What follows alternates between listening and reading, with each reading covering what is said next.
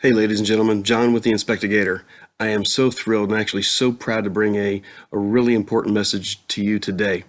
See, some home inspectors, in order to save time, never access a roof. Period. We at the Inspectigator always access the roof when it's safe. And today, our Senior Inspector and Director of Services, Bradley Scott, was inspecting a roof.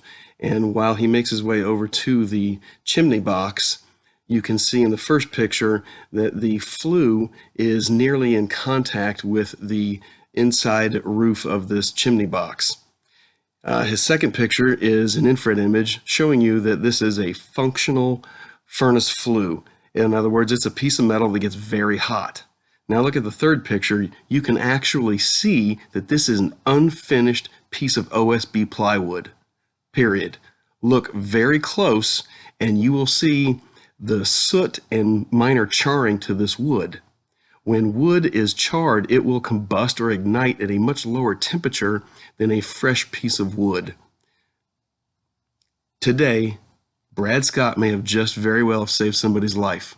This has never been caught in any other inspection except today.